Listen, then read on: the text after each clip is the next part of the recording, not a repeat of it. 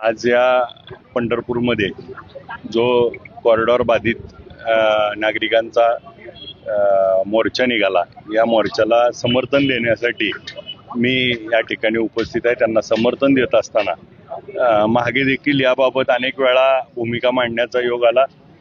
या प्रस्थापितांना त्या ठिकाणी विस्थापित करून जे अनेक वर्ष पिढ्यानपिढ्या राहतात त्यांची घरं मोडून विकास करणं, स्थानिकांच्या घरावर बुलडोजर चालवून विकास करणं हा कितपत योग्य आहे याच्यावर विचार करणं आवश्यक आहे.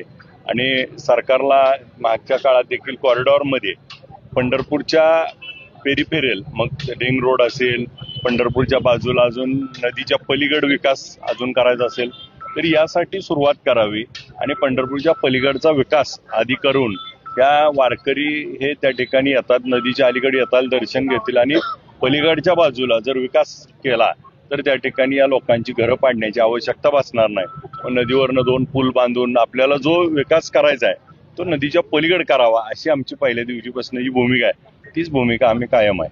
काही जणांची घरं तिथं पडणार आहे, पण त्यांना योग्य केलेल्या जाण्याची चर्चा आहे. पण त्यांची घरं पडून पंढरपूरचा विकास तुम्ही थांबवणार आहे का? घरं त्यांची घरं पडल्यामुळं पंढरपूरचा विकास तुम्ही थांबवणार आहे का? नाही, घरं पडल्यामुळं हा मुद्दा नाही, पण पंढरपुरात राहणाऱ्या प्रत्येक नागरिकाचा विचार करणं हे देखील सगळ्या लोकप्रतिनिधीचं काम आहे.